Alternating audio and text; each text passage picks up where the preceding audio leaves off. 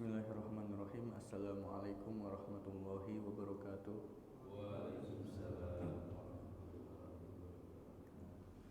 Alhamdulillah, wassalatu wassalamu ala rasulillah wa ala alihi wa ashabihi wa mawalah. Asyhadu an la ilaha illallah wahdahu la syarikalah wa asyhadu anna Muhammadan abduhu wa rasuluh la nabiyya wa la rasula ba'dah. Qala Rasulullah sallallahu alaihi wasallam fi hadits syarif, "Man yuridillahu bihi khairan yufaqihu fiddin." Amma ba'du. Para jamaah yang dirahmati Allah Subhanahu wa taala, alhamdulillah segala puji milik Allah Subhanahu wa taala yang telah memberikan kita kenikmatan baik dari nikmat sehat, nikmat waktu luang, nikmat hidayah taufiknya, sehingga dengan kenikmatan tersebut kita kembali bisa berjumpa, berkumpul di majelis yang mulia ini dalam rangka melaksanakan sholat subuh berjamaah, kemudian dilanjut dengan aktivitas rutinan kita Ahad pagi, yaitu menggugurkan sebagian kewajiban kita, thalabul ilmi. Tak lupa juga kita bersalawat dan salam kepada Nabi kita Nabi Muhammad sallallahu alaihi wasallam, kepada keluarganya, kepada sahabat-sahabatnya, kepada tabi'in dan tabi'ut tabi'in, dan orang-orang yang senantiasa siqah dan istiqomah mengikuti jalan beliau hingga hari kiamat kelak. Taib, pada pagi hari ini insyaallah kita akan mengkaji kembali fikih ibadah. Ya, pada pertemuan terakhir di kajian fikih ibadah kita sudah membahas pembahasan sholat-sholat yang disunnahkan. Ya, sekarang kita masuk syarat-syarat sahnya sholat. Ya, kita pernah sampaikan ya, ada syarat-syarat wajibnya sholat dan ada syarat-syarat sahnya sholat.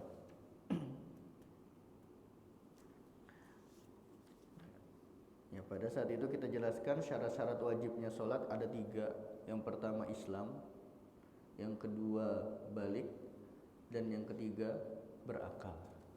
Atau kita sebut sebagai mukallaf, ya, orang yang sudah terbebani hukum-hukum Islam. Nah, itu dia syarat wajibnya sholat. Nah, sekarang kita akan bahas syarat sahnya sholat. Wa qala rahimahullahu ta'ala, nafa'anallahu bi ulumihi wa bi ulumi masyayikhina fid daraini amin. Faslun, wa syara'itus sholati qabla dukhuli fiha khamsatu asya'a. Syarat-syarat sahnya sholat sebelum masuk, ya, maksudnya sebelum mengerjakan sholat itu ada 5. Ya, ada 5 syarat sholat yang perlu kita perhatikan sebelum kita melaksanakan sholat. Yang pertama, thaharatul a'dha'i minal hadasi wan najas. Ya, syarat yang pertama, sucinya anggota tubuh baik dari hadas maupun dari najis. Nah, ini syarat yang pertama. Nah, jadi syarat yang pertama dari syarat sahnya sholat harus suci. Ya, ketika kita hendak mengerjakan sholat, tubuh kita perhatikan kesuciannya. Pakaian kita perhatikan kesuciannya. Tempat berdirinya kita melaksanakan sholat itu juga kita perhatikan kesuciannya. Nah, itu dari sisi kesucian. Begitupun dari sisi hadas. Ya, jangan sampai kita mengerjakan sholat dalam keadaan berhadas. Ya, baik hadas kecil maupun hadas besar. Yang mana ini disebutkan di dalam firman Allah Ta'ala, ya ayyuhalladzina amanu idza qumtum ila sholati faghsilu wujuhakum wa aydiyakum ilal marafiq wamsahu bi ru'usikum wa arjulakum ilal ka'bain. Ya, di sini perintah dari Allah Subhanahu wa taala, jika kalian ingin mengerjakan sholat.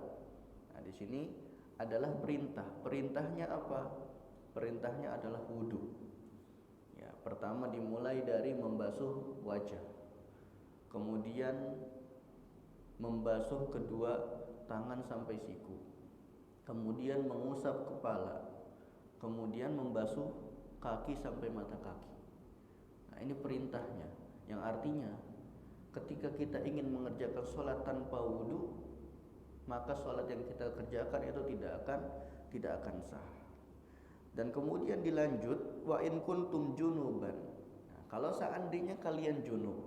Nah, kalau yang pertama tadi menunjukkan hadas kecil pun itu menjadi tidak sah sholat seseorang tanpa berwudu. Ya, jadi kalau orang sedang dalam keadaan hadas kecil, cara mengangkat hadas tersebut dengan cara apa? Dengan cara berwudu. Nah, lalu bagaimana dengan orang yang junub? Nah, di sini Allah Subhanahu wa taala pun telah menjelaskan di dalam firman-Nya, wa in kuntum junuban. Kalau seandainya kalian junub, enggak boleh langsung sholat. Tapi apa? Fattahharu. Bersucilah terlebih dahulu. Gimana caranya bersuci orang yang junub? Caranya dengan mandi wajib. Dan ini sudah kita bahas ya pada kajian kitab Thaharah. Ya. Wa in kuntum marda aw ala safarin aw jaa ahadum minkum minal ghaiti aw lamastumun nisa falam tajidu ma'an fatayammamu sa'idan thayyiban famsahu biwujuhikum wa aydikum minhu. Ya. Kemudian di sini Allah Subhanahu wa taala menjelaskan, ya, kalau orang yang berhadas kecil, cara mensucikannya, cara bersucinya itu dengan cara berwudu. Orang yang junub, cara bersucinya dengan cara mandi. Nah, lalu bagaimana bagi orang yang sakit, yang tidak mampu menggunakan air?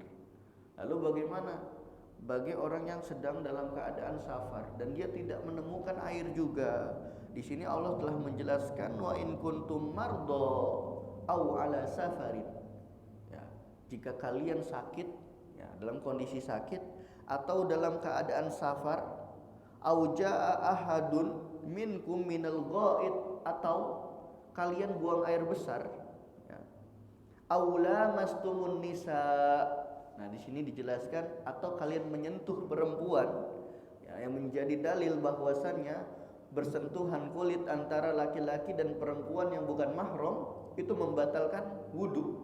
Ya, ini berdasarkan dalil ini, ya, firman Allah Taala, aula mastumun nisa, atau kalian menyentuh perempuan. Yang mana Imam Syafi'i dan Asy-Syafi'iyah menafsirkan lamas di sini lamas hakiki. Ya, lamas secara bahasa artinya menyentuh. Menyentuh secara hakiki artinya bersentuhan kulit antara laki-laki dan perempuan itu dapat membatalkan wudu. Ya. Adapun dalam mazhab lain, ya, seperti mazhabnya Imam Abu Hanifah, itu tidak dianggap sebagai pembatal wudu. Kenapa? Karena dalam mazhab Imam Abu Hanifah, lamas di sini maksudnya adalah berhubungan badan. Ya, jadi yang membatalkan wudu dalam mazhab Imam Abu Hanifah bukan hanya sekedar bersentuhan, tapi kalau sampai berhubungan. Adapun dalam mazhab lain seperti mazhab Maliki, itu dianggap pembatal wudu kalau seandainya sentuhannya itu didasari nafsu atau syahwat. Ya. Ini dia perbedaan ulama dalam memandang atau menafsirkan ayat tersebut. Ya, kemudian dijelaskan falam tajidu ma'an. Ya, jadi ketika antum dalam kondisi-kondisi yang tadi sudah disebutkan, sakit tidak mampu menggunakan air, safar tidak mendapatkan air, kemudian buang air besar, tidak menemukan air juga, maka apa yang harus dilakukan? Fatayammamu sa'idan thayyiba. Ya, maka tayamumlah kalian menggunakan debu yang suci. Bagaimana cara tayamumnya ya Allah? Ya, Allah di sini pun memberikan kaifiyah, memberikan tata cara bertayamum. Maka kata Allah Subhanahu wa taala, famsahu biwujuhikum wa aydikum minhu. Usaplah dengan tanah itu wajah dan tangan kalian. Dan di sini tidak disebutkan mengusap wajah, mengusap tangan itu sampai mana gitu ya. Tadi kan kalau di wudu itu disebutkan, ya, fagsilu wujuhakum wa aydiyakum ilal marafiq, ya, sampai siku. Nah, adapun ketika Allah Subhanahu wa taala menjelaskan tata cara tayamum di dalam ayat ini, famsahu biwujuhikum wa aidikum minhu. Ya, enggak disebutkan mau sampai siku kah atau sampai pergelangan tangan kah. Maka dari itu para fuqaha, para ahli fikih itu berbeda pendapat mengenai tata cara tayamum. Ya, dari mana perbedaan itu? Dari ayat ini. Ya, dalam ilmu usul fikih itu ada istilah mutlak dan muqayyad. Ya, dalam memahami dalil itu kita harus mengerti istilah dalil mutlak dan dalil muqayyad. Apa itu muqayyad? Muqayyad itu ada apa namanya? Ada ikatannya. Seperti tadi, wudu, membasuh tangan, ikatannya sampai mana? Sampai siku. Nah, ini muqayyad. Adapun dalil tayamum di sini mutlak, tidak disebutkan. Ya, tidak disebutkan mengusap tangan sampai mana. Maka dari itu, menurut pendapat yang pertama, bahwasannya tayamum mengusap tangannya sampai siku. Kenapa? Hamlul mutlak alal muqayyad. Ya, apa artinya hamlul mutlak alal muqayyad? Dalil yang mutlak, ya, dalil yang mutlak itu mengambil hukum muqayyad apabila sebab dan hukumnya itu sama. Ya, tayamum dan wudu itu sama-sama untuk memperbolehkan sholat gitu, untuk kita beribadah, ya, untuk bersuci. Nah, maka dari itu dijelaskan oleh sebagian pendapat, ya, khusus ya, diantaranya Imam Syafi'i atau Madzhab Syafi'i menjadikan dalil ini sebagai dalil bahwasanya mengusap tangan ketika tayamum itu sampai siku. Adapun pendapat yang kedua, mengusap tangan ketika tayamum itu cuma sampai pergelangan tangan, dan ini pendapat yang diambil oleh Imam An-Nawawi. Ya, Imam An-Nawawi dari kalangan Asy-Syafi'iyah menyelisihi madhabnya, dan itu bukan hal yang tercela. Ya, dalam fikih berbeda pendapat itu bukan hal yang tercela, dan kita banyak dapati ulama-ulama Syafi'iyah itu menyelisihi madhabnya sendiri, ulama-ulama Hanabilah menyelisihi madhabnya sendiri, dan itu bukan hal yang tercela. Kenapa? Karena bisa jadi memang individu tersebut memandang dalil lain yang lebih kuat, yang mana dalil tersebut dia yakini pendapatnya lebih rojih daripada pendapat madhabnya. Ya, diantaranya seperti Imam Nawawi. Imam Nawawi ini seorang muhaddis, seorang ahli hadis. Ya, bisa melihat hukum sendiri, bisa mengistinbatkan hukum sendiri, sehingga banyak beberapa permasalahan yang mana Imam An-Nawawi itu berbeda dengan pendapat mu'tamad dalam mazhab Syafi'i. Ya, jadi seperti itu. Nah, maka dari itu, ya, di sini ayat tadi itu menjadi dalil bahwasanya syarat sahnya sholat yang pertama adalah suci dari hadas. Nah, itu dia toharatun minal hadasi. Ya, kemudian dalil dari toharoh minan najas itu disebutkan di dalam sebuah hadis. Nah, ini juga sudah kita bahas ya sebenarnya hadisnya, yang mana Rasulullah SAW itu pernah memerintahkan untuk membasuh najis-najis, dan ini sudah kita bahas di bab toharoh. Ya.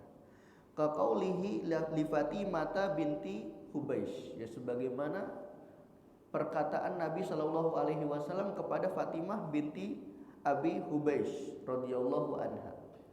Fa idza aqbalatil haidatu fatrukis shalah. Jika kalian mendapati atau jika kalian bertemu dengan haid, maksudnya ya perempuan-perempuan yang datang bulan, ya, di hari pertama ketika dia melihat darah, maka tinggalkanlah sholat, kata Rasulullah. Fa idza dhahaba qadruha, jika haidnya sudah selesai, faghsili ankid damma wasalli. Ya, kalau sudah selesai haidnya, maka cucilah, ya, bersihkanlah darahnya, kemudian sholat. Kemudian dikuatkan lagi dari hadis lain, yaitu hadis dari Ali radhiyallahu anhu fi ghuslil madhi, ya, yang menjelaskan tentang wajibnya membasuh atau membilas mazi.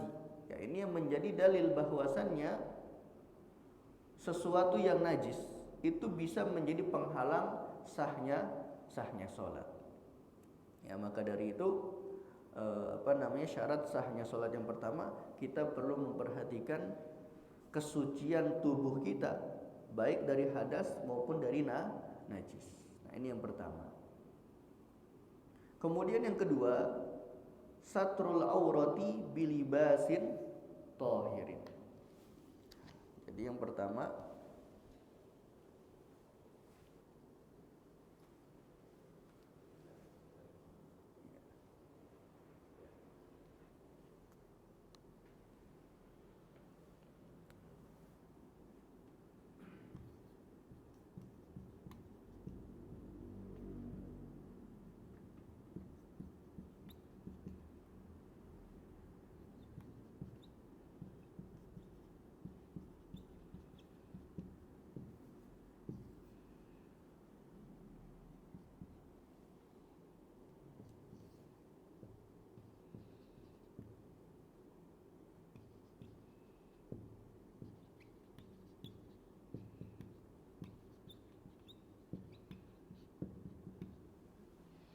nah di sini khusus yang najis yang perlu diperhatikan adalah 3 hal.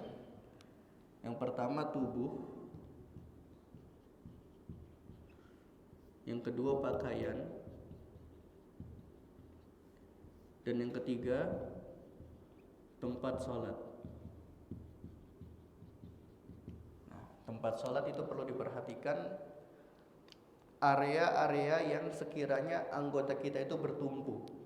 Ya, jadi tempat bertumpunya kedua tangan, tempat bertumpunya nanti kedua lutut, dan tempat berdirinya kita, dan tempat bertumpunya kepala itu nanti perlu diperhatikan. Adapun selain itu, ya selain tempat bertumpu sholat itu tidak disyaratkan suci.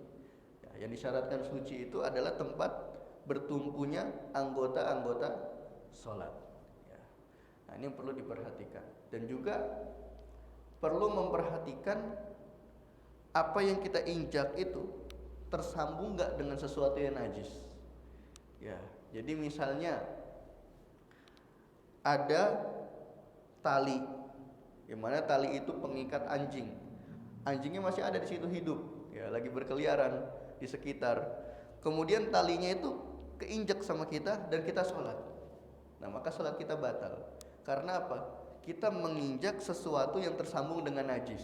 Nah, jadi menginjak sesuatu yang tersambung dengan najis dalam sholat itu juga dapat membatalkan sholat. Ya, makanya jadi kita perhatikan ketika kita sholat, tempat sholat kita itu kalau bisa dia suci dari najis. Ya, begitupun pakaian, kemudian tubuh kita. Nah, ini yang perlu diperhatikan khusus dari yang najis, tubuh, pakaian, dan tempat sholat itu pastikan dalam keadaan suci. Ya, kita lanjut ke syarat sahnya sholat yang kedua adalah satrul aurati, yaitu menutup aurat. Bilibasin tahirin, menutup aurat dengan pakaian yang suci. Ya, menutup aurat dengan pakaian yang suci.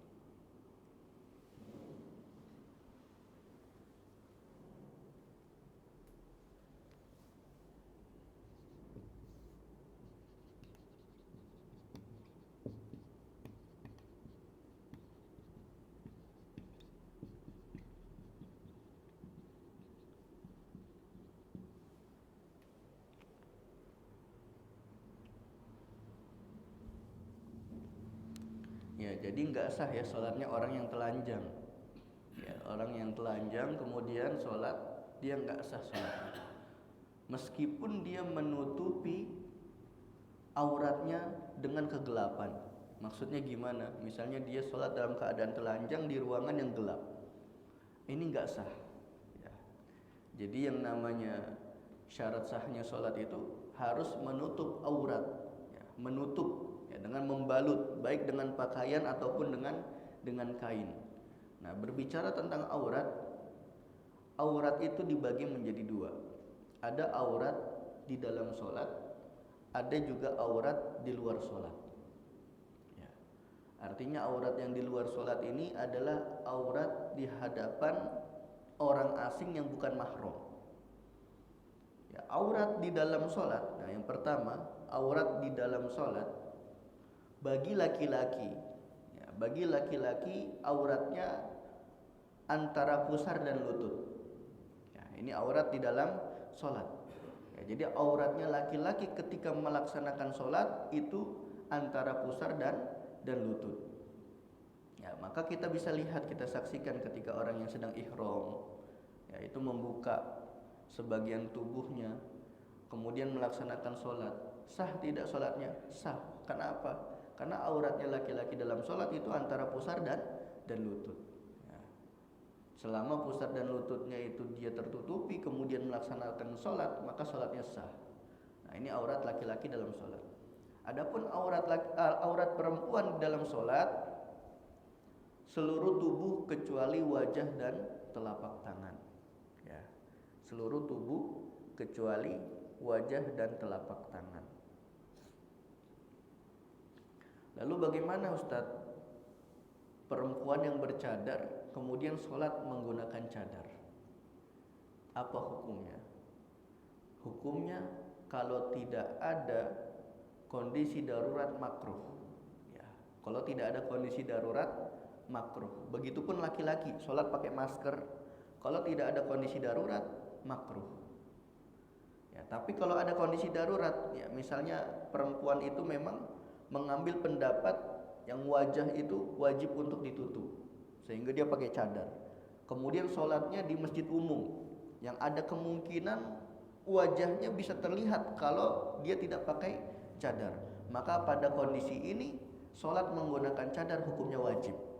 Ya, sholat menggunakan cadar hukumnya wajib. Nah, ini termasuk kondisi darurat. Ya, jadi hukum asal sholat menggunakan cadar atau menggunakan masker, baik bagi laki-laki maupun perempuan, itu makruh, kecuali jika didapati ada kondisi darurat yang mengharuskan dia menggunakan cadar tersebut. Nah, ini aurat di dalam sholat.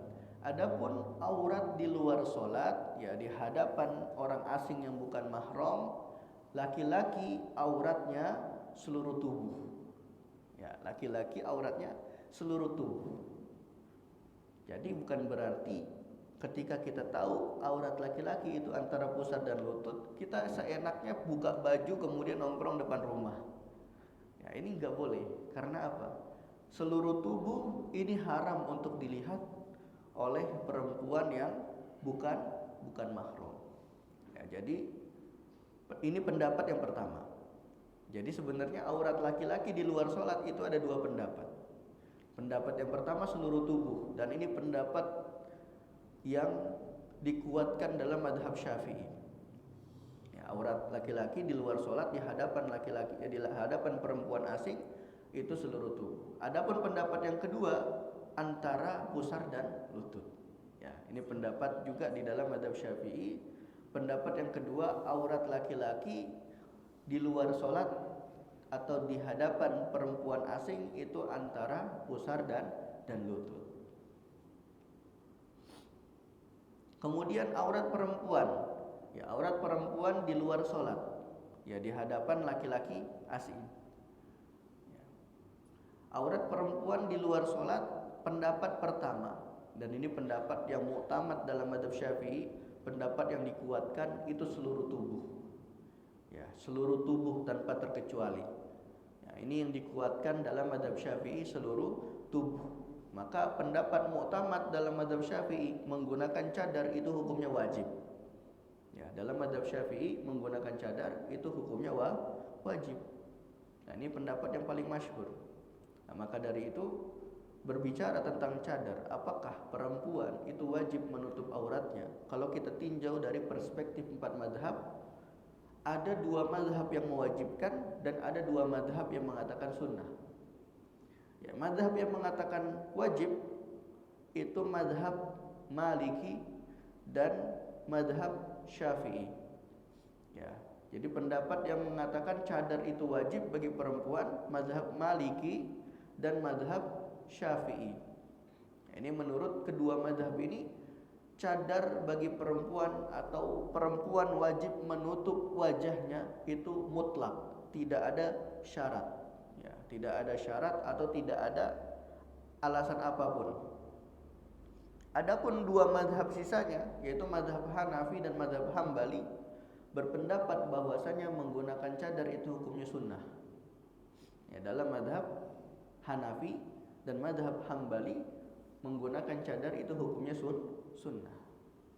Kecuali, kata kedua mazhab ini, kecuali jika didapati adanya fitnah, maka hukum cadar berubah menjadi wajib. Ya, kecuali kalau ada seorang perempuan, kalau dia tidak menutup wajahnya akan terjadi fitnah. Ya, banyak laki-laki yang menggodanya. Maka wajib bagi perempuan tersebut untuk menutup wajahnya. Nah, maka dari itu kalau kita tinjau ya di zaman sekarang, kalau seandainya perempuan-perempuan yang keluar dalam keadaan tabarruj ya dan mendatangkan fitnah, maka berdasarkan kesepakatan perspektif 4 mazhab, hukum cadar di zaman ini bisa menjadi wajib. Karena apa? Dua mazhab yang pertama mengatakan wajibnya cadar secara mutlak, dua mazhab lain menggunakan cadar itu wajib kalau didapati adanya fitnah. Dan sekarang kita bisa saksikan ya yang nggak bercadar live TikTok, yang bercadar juga live TikTok. Nah, ini fungsi cadarnya gimana gitu ya? Kalau memang hanya sebatas tren, ini perlu diperhatikan. Karena menutup wajah itu bukan hanya sebatas tren, ya bukan trennya, tapi tujuannya adalah ibadah, ya ta'abbudi, supaya kita menjalankan perintah Allah dan Rasulnya ya, untuk menutup aurat, bukan sebagai tren dan gaya-gayaan. Nah, ini perlu diperhatikan bagi para muslimah sekalian.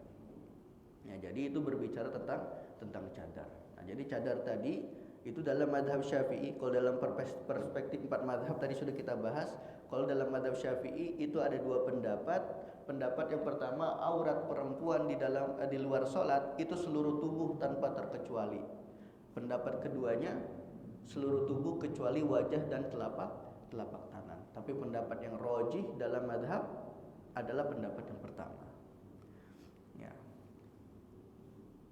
Kemudian syarat sahnya sholat yang ketiga, al-wukufu ala makanin tahirin, berdiri di tempat yang suci. Ya, berdiri di tempat yang suci.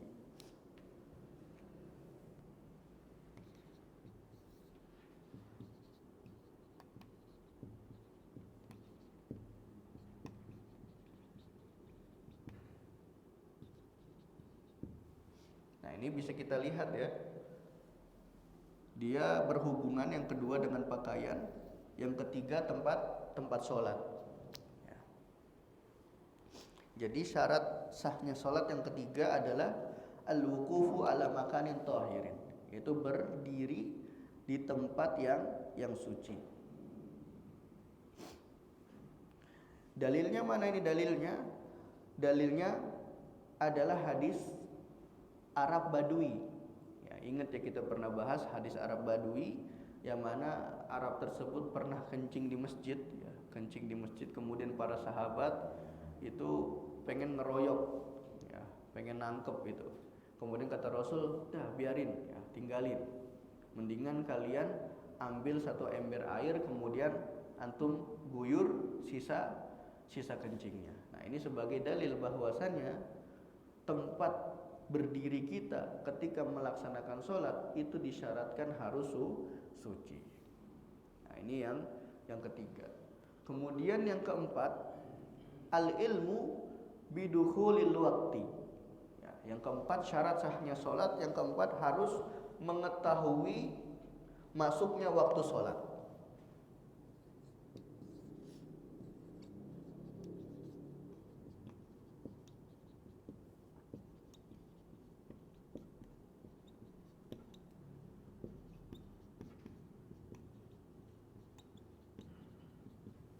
Ya, yang keempat syaratnya mengetahui masuknya waktu sholat. Jadi harus al-ilmu di sini, harus yakin. Ya, harus yakin masuknya waktu sholat. Ya, jadi mengetahui di sini maksudnya adalah yakin, bukan dalam keadaan ragu. bukan dalam keadaan ragu. Kalau dia ragu, ini udah masuk sholat atau belum, kemudian dia sholat, maka sholatnya nggak sah.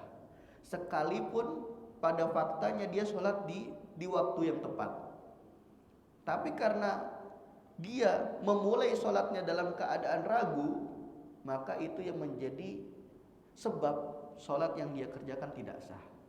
Ya, maka dari itu syarat sahnya sholat yang keempat itu harus mengetahui. Maksud mengetahui di sini adalah yakin, al-ilmu. Al-ilmu itu yakin. Karena kalau kita bahas marotibul idrok, al-ilmu itu ada pada derajat yang pertama, yaitu 100%. Ya, di bawahnya itu ada golabatuz zon. Ya, ada dugaan kuat. Di bawahnya lagi itu ada zon. Ya, zon ini perkiraan antara 51 sampai 99%. Kemudian pertengahan itu ada syak. Syak itu 50-50. Di bawahnya itu 1 sampai 49 itu ada yang namanya waham. Nah, kalau 0% itu namanya jahal. Ya, jahil itu ketidaktahuan.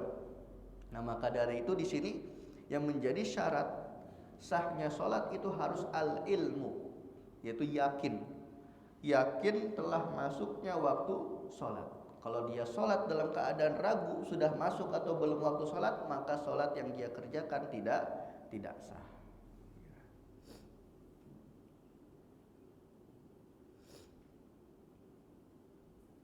Ya, karena ini berdasarkan firman Allah Ta'ala, inna sholata alal mu'minina kitaban mauquta. Ya, sesungguhnya sholat bagi umat yang beriman, bagi orang-orang mukmin itu sudah ditetapkan waktunya. Ya, sholat zuhur waktunya sudah kita bahas ya. Dimulai dari zawalus syams, dari tergelincirnya sedikit matahari ke arah barat, kemudian sampai bayangan itu setara dengan bayangan bendanya, ditambah dengan bayangan istiwa. Ya, kemudian waktu asar ya, dimulai dari habisnya waktu zuhur sampai terbenamnya matahari.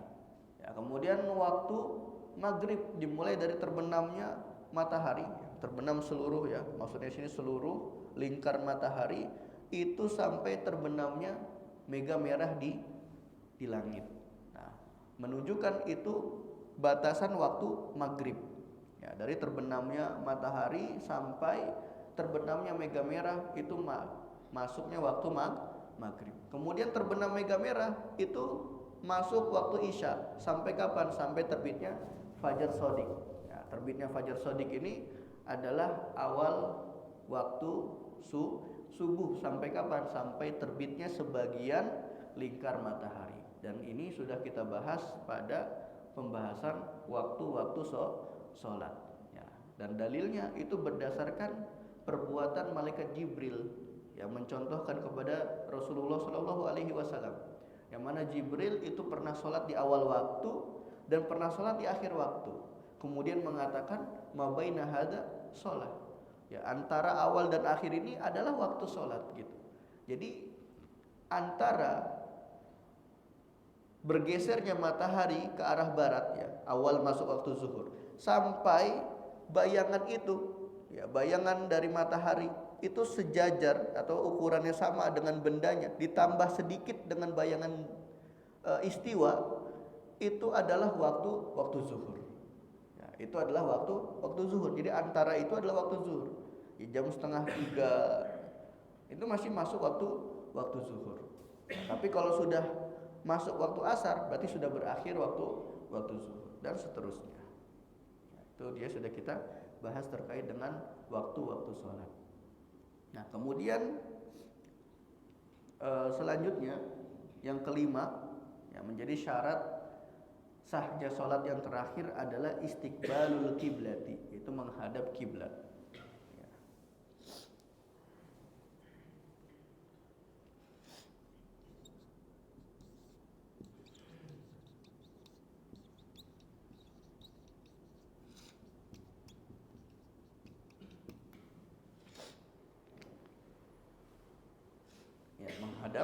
Menghadap kiblat. Dan ini didapati dalam sebuah ayat, qad nara taqalluba wajhika fis sama. Ya, yang mana Allah Subhanahu wa taala menceritakan keadaan Nabi Muhammad pada saat itu. Itu pada saat itu Nabi Muhammad wajahnya itu melihat ke langit, ya. Tengok ke langit, ya. Ada wahyu atau enggak nih? Ya karena Rasulullah itu pengennya kiblat itu ke arah Ka'bah. Karena pada saat itu kiblatnya orang Muslim itu kemana? Ke Baitul Maqdis. Ya, maka dari itu ayat ini turun. Qad naro, kita telah melihat kata Allah. Ya, saya melihat apa yang kamu lakukan. Ya, taqalluba wajhika bisama. Kamu tengok ke langit kata Allah. Falanuwalliyannaka qiblatan tardoha. Maka kami memberikan pilihan kepadamu, silahkan kamu pilih kiblat yang kamu inginkan. Fawalli wajhaka syatral masjidil haram. Nah, maka menghadaplah kalian, ya, umat Islam, kiblatnya ke arah mana? Masjidil haram. Itu arah Ka'bah. Nah, kemudian juga ini dikuatkan di dalam sebuah hadis yang menjelaskan tentang orang yang disuruh ulang sholatnya sama Rasulullah terus-terusan, ya. Atau biasanya itu diibarahkan oleh para ulama lil musi sholatahu, orang yang sholatnya buruk. Tapi ini saya dinasehatin sama guru saya, ya, ketika menggunakan istilah lil musi ini kan buruk, artinya buruk sholatnya. Nah, ini tidak boleh kita gunakan, ya. Tapi bagaimana kita menggunakan ibarah yang tepat? Lam yuhsin, ya, atau lam yuhsin sholatahu, ya, orang yang belum benar sholatnya, bukan orang yang buruk sholatnya.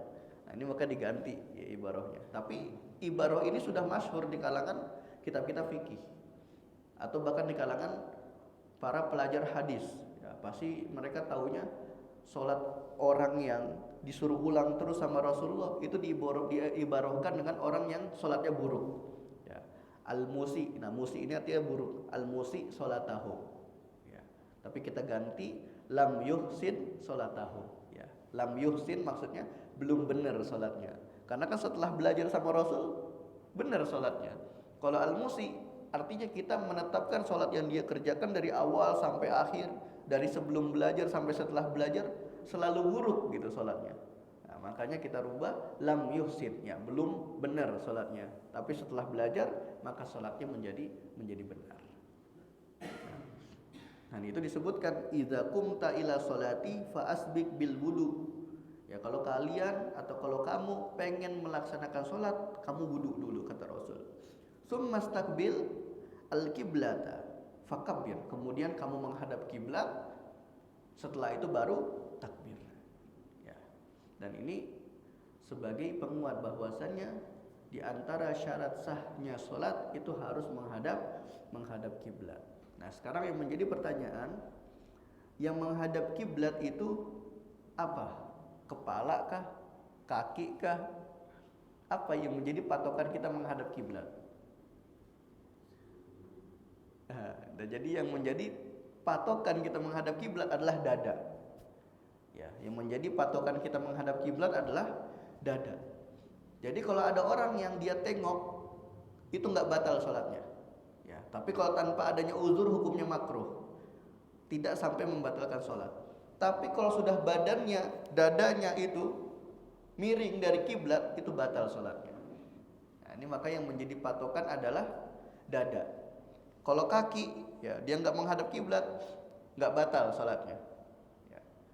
Tapi kalau dada, ya, nyimpang sedikit, nah itu dia bisa sampai membatalkan sholat.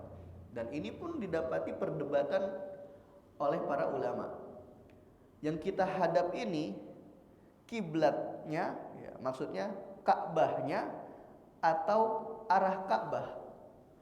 Nah, yang kita kiblat kita ini menghadap Ka'bahnya atau menghadap arah Ka'bah sih sebenarnya.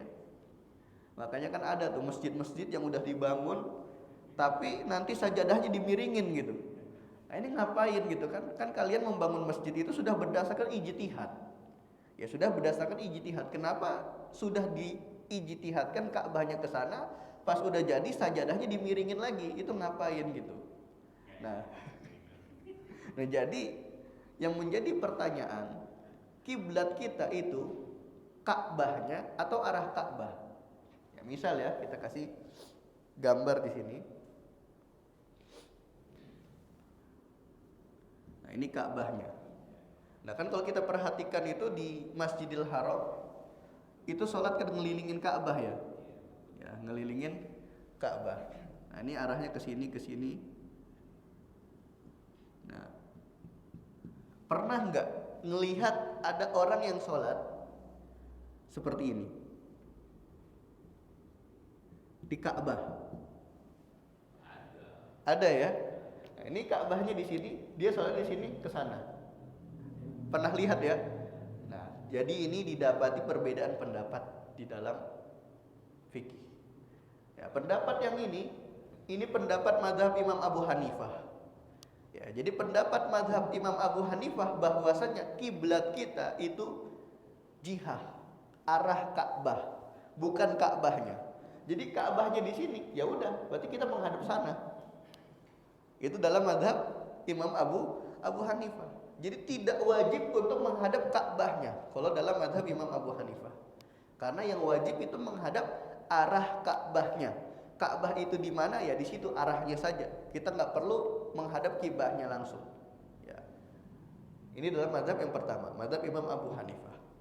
Adapun mazhab Syafi'i itu berpendapat dirinci. Apakah kita menghadap Ka'bahnya atau menghadap arahnya? Rincian yang pertama, kalau kita sedang berada di Masjidil Haram atau di wilayah haram, maka yang kita tuju adalah Ka'bahnya. Ya, maka yang kita tuju kiblat kita adalah Ka'bahnya. Kalau kita ada di wilayah haram, ya, ada di tanah haram, maka kiblat kita itu adalah Ka'bahnya. Itu rincian yang pertama. Yang kedua, kalau kita di luar wilayah haram, ya, kalau kita di luar wilayah haram, khususnya negara yang jauh dari Ka'bah, maka boleh ya, kita menghadap arahnya saja. Nah, kiblat itu adalah arahnya saja. Nah, ini dalam mazhab Syafi'i dirinci. Ya, jadi dalam mazhab Syafi'i dirinci, kalau kita di tanah haram, maka kiblat kita adalah Ka'bahnya. Kalau di luar tanah haram, maka kiblat kita adalah arahnya. Karena sulit untuk menentukan Ka'bah itu ada di mana. Ya, makanya diberilah kemudahan. Kalau di luar tanah haram, maka kita cukup mengarah ke Ka'bah saja. Tidak mesti harus mengarah ke Ka'bahnya, cukup arahnya saja. Gitu. Karena ini mempermudah. Tapi kalau kita sedang di tanah haram, itu tidak ada kesulitan. Kita tahu Ka'bah itu ada di mana. Nah, dan pendapat yang ketiga, di dalam mazhab lain, mau di dalam atau di luar tanah haram itu wajib menghadap Ka'bahnya. Nah, ini jadi ada 3 pendapat nih dalam menghadap Ka'bah. Pendapat yang pertama, pendapat mazhab Imam Abu Hanifah, itu hanya menghadap arah Ka'bahnya saja. Pendapat yang kedua, pendapat mazhab Syafi'i, itu dirinci. Kalau di dalam tanah haram, kita wajib menghadap Ka'bahnya. Kalau di luar tanah haram, itu kita tidak wajib menghadap Ka'bahnya, cukup menghadap arah Ka'bah. Dan pendapat yang ketiga, ya, pendapat yang ketiga ini dalam mazhab lain, ya, seperti dalam mazhab Imam Ahmad, itu dijelaskan bahwasannya kiblat kita mau di dalam tanah haram atau di luar tanah haram itu Ka'bahnya. Ya, itu Ka'bahnya. Ini terkait dengan istiqbalul kiblah, ya. Pembahasan menghadap kiblat. Nah, jadi tadi tolak ukurnya adalah sodr, ya, dada. Tolak ukurnya adalah dada, bukan kepala, bukan kaki, ya, bukan tangan. Nah, jadi kalau dada itu sudah menyimpang dari kiblat, maka sholatnya batal. Kalau masih baru segini itu belum membatalkan. Karena apa? Karena masih arah kiblat. Tapi kalau sudah sampai seperti ini, dadanya ke samping, nah, ini maka batal sholatnya. Nah, kemudian yang terakhir permasalahannya ini masih membahas menghadap kiblat, ya, pembahasan yang berkaitan dengan pembahasan menghadap kiblat. Wa yajuzu tarkul kiblati fi halataini. Boleh kita sholat tidak menghadap kiblat itu dalam 2 keadaan. Ya, ada 2 keadaan yang mana diperbolehkan kita sholat tidak menghadap kiblat. Yang pertama fi syiddatil khauf, dalam keadaan ketakutan yang sangat, ya, betul-betul takut. Baik dalam keadaan perang ataupun bukan perang. Maksudnya gimana kalau bukan perang? Dikejar harimau misalnya. Ya dikejar harimaunya berjam-jam. Iya, masuk waktu sholat, kemudian hampir keluar waktu sholat. Kalau dia nggak sholat maka dia akan berdosa. Makanya dia sholat sambil lari. Ya, meskipun harimaunya masih sambil ngejar itu. Nah ini boleh dia sholat tidak menghadap kiblat. Nah, jadi yang kondisi yang pertama diperbolehkan seseorang untuk tidak menghadap kiblat itu dalam kondisi ketakutan yang sangat. Jadi benar-benar takut, bukan hanya sekedar takut, tapi ketakutan yang sangat. Ini kondisi yang pertama.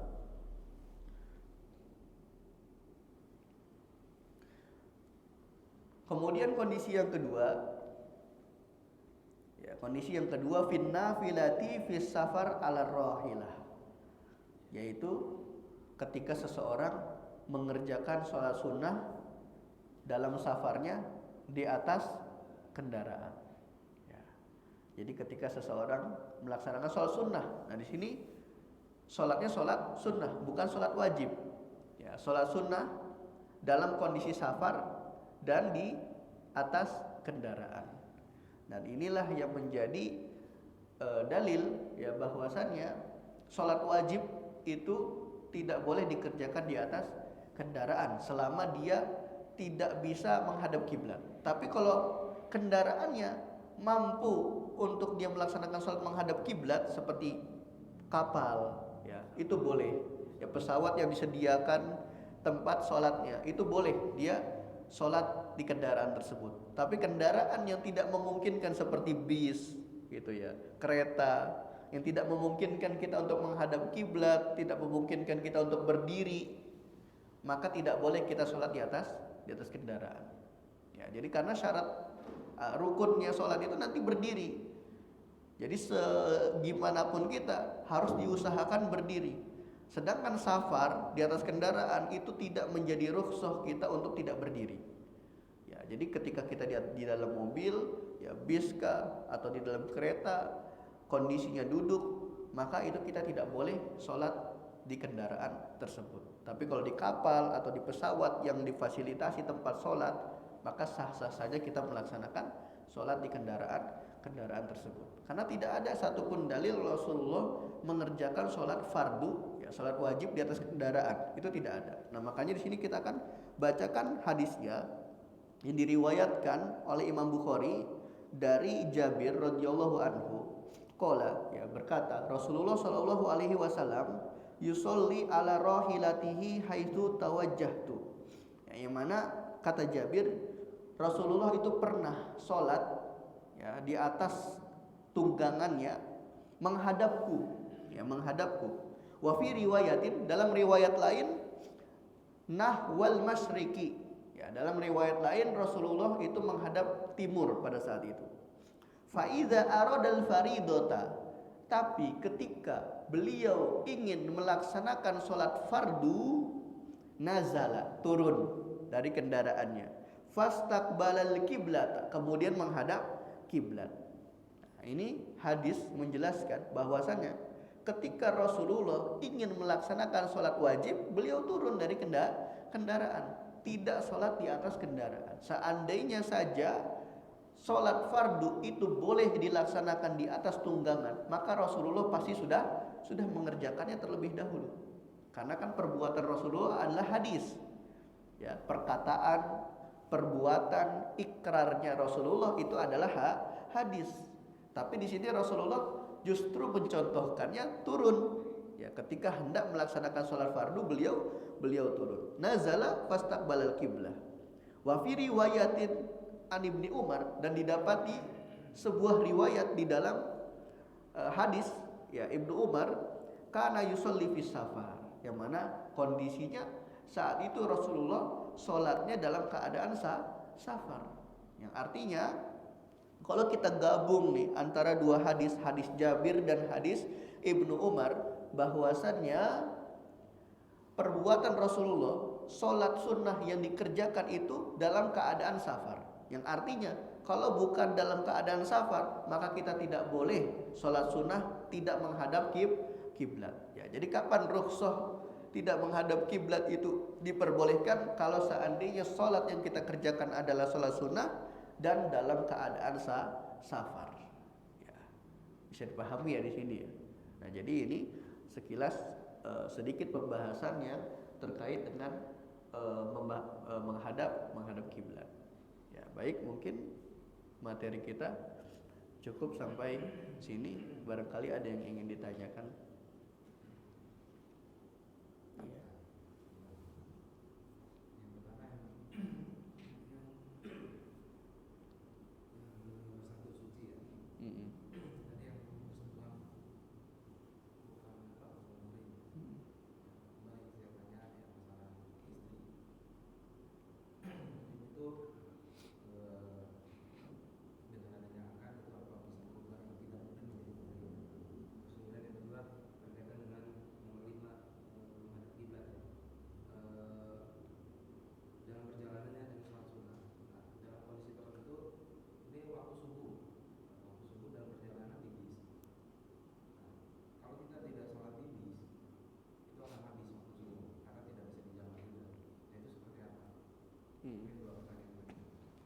Ya, kemudian yang pertama saya ingin meluruskan dulu istilah mahram dan muhrim, ini dua hal yang berbeda. Nah, ini banyak dipakai di Indonesia nih. Bukan muhrim. Nah, muhrim itu apa sih? Muhrim itu orang yang ihram. Ya, muhrim itu orang yang ihram ketika haji atau umroh. Ya, ketika dia dilarang menggunakan parfum, dilarang mencukur bulu, dilarang menggunting kuku. Nah, ini kondisi ihram. Orangnya muhrim. Ya, adapun mahram, ya, mahram adalah orang yang haram untuk dinikahi. Ya, mahram adalah orang yang haram untuk dinikahi. Ya, maka dari itu ketika kita sudah paham nih apa sih maksud dari mahram, maka kita akan tahu siapa yang mahram kita dan siapa yang bukan mahram kita. Ya, jadi ketika tadi ditanya apakah dengan adanya akad pernikahan itu merubah dari yang mahram menjadi mahram, dari yang bukan mahram menjadi mahram, jawabannya tidak. Jawabannya tidak. Istri itu bukan mahram. Kenapa? Karena dia boleh dinikahi enggak? Boleh dinikahi. Kalau seandainya istri itu mahram, maka kita nggak boleh menikahi istri kita. Nah, tapi ketika adanya akad, itu yang menjadi sebab kita boleh melihat apa yang ada pada dirinya. Dan ketika adanya akad, kita boleh untuk menyentuhnya. Ya, ini namanya akad pernikahan yang menghalalkan sesuatu yang sebelumnya haram. Tapi kalau ditinjau dalam perspektif apakah istri itu mahram atau tidak, jawabannya tidak. Jawabannya bukan mahram. Buktinya apa? Buktinya bisa kita nikahin. Nah, yang mahram kita itu siapa? Ibu, itu mahram, nggak boleh kita nikahi. Kemudian kakak, adik, nenek, nah, itu nggak boleh kita nikahi. Kemudian bibi, itu tidak boleh kita nikahi. Kemudian anak dari istri, misalnya ada orang yang menikah dengan janda, punya anak perempuan, udah dewasa juga. Nah, dia bingung nih, mau nikahin ibunya apa nikahin anaknya. Tapi sudah akad sama si ibu, udah akad, tapi belum berhubungan, maka dia masih boleh memilih. Karena statusnya masih belum mahram tuh si anak perempuan dari si istri. Tapi kalau sudah berhubungan, maka langsung otomatis anak perempuan menjadi mahram, nggak boleh lagi dinikahi. Nah, jadi anak perempuan dari istri yang sudah berhubungan, ya itu statusnya mahram, otomatis mahram. Kemudian mertua perempuan. Kalau mertua perempuan, sekedar kita akad dengan anaknya, ya meskipun belum sekamar, ya sekedar akad saja, itu sudah otomatis merubah dari yang belum mahram menjadi mahram. Ya, tapi tadi ya berarti ada kondisi di mana akad itu merubah, memang ada. Ya, ada kondisi di mana memang akad itu merubah dari yang tidak mahram menjadi mahram. Ya, ada kondisi memang seperti itu. Jadi kayak mertua itu termasuk yang mahram disebabkan karena pernikahan. Adapun kalau istri itu bukan, karena urusannya sama kita. Kemudian ipar itu juga bukan mahram. Ya, ipar itu bukan mahram. Hanya saja diistilahkan dengan mahram karena kita tidak boleh menikahi ipar kita. Ya, selama kita masih menjadi statusnya pasangan dari adiknya misalnya. Ya, misalnya si adik ini punya kakak perempuan, maka kita tidak boleh menikahi adik dan kakaknya. Ya, selama status kita itu masih menjadi suami dari si adik, maka kita nggak boleh menikahi kakaknya. Makanya ini diistilahkan dengan mahram, padahal bukan mahram. Ya, jangan sampai kita salah dalam memahami ini. Kan dia mahram Ustaz, akhirnya kemana-mana bareng. Ya, itu nggak boleh. Ya, maksudnya di sini apa? Haram untuk dinikahi, tapi bukan mahram. Nah, kalau udah cerai atau sudah wafat, nah itu dia baru boleh untuk menikahi kakaknya tadi. Nah, jadi memang istilah tadi bisa nggak akad itu merubah dari yang bukan mahram menjadi mahram? Jawabannya bisa. Ya, kondisi tadi yang tertentu. Tapi kalau untuk istri itu tidak. Ya, statusnya istri itu bukan mahram dari sisi wudu. Ya, dari sisi toharoh itu dia bukan mahram kita. Ya, kemudian pertanyaan yang kedua, tadi pertanyaan yang kedua untuk yang di atas subuh ya, di bis ya. Nah, ini kondisinya bisa kita azamkan terlebih dahulu. Ya, yang pertama kita berazam untuk melakukan sholat subuh. Kapan? Nanti ketika bis itu berhenti. Nah, di sini kita masih berhusnuzon. Bis itu bakal berhenti masih di waktu subuh. Nah, kita azam dulu pertama. Nah, tapi kalau kita lihat jamnya ternyata, wah ini udah nggak sempat untuk melaksanakan sholat subuh. Maka apa yang harus kita lakukan? Di sini para ulama menganjurkan. Ini anjuran ya, tidak wajib. Anjurannya itu melaksanakan sholat li hurmatil wakti. Ya, sholat untuk menghormati waktu. Jadi dia tidak wudu, tidak tayamum. Dia sholat dalam keadaan duduk, membaca rukun-rukunnya saja ya. Jadi bacanya Al-Fatihah saja, kemudian tidak membaca yang sunnah-sunnah itu tidak. Karena apa? Tujuan dia untuk menghormati waktu.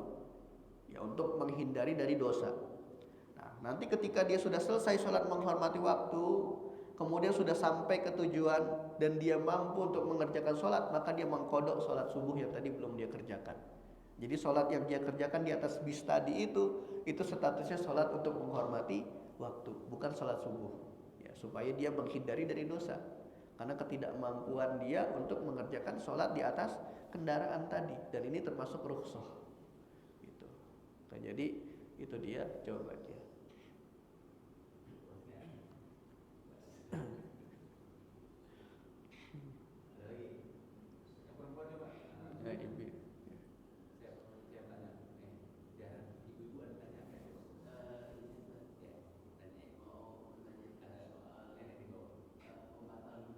Iya.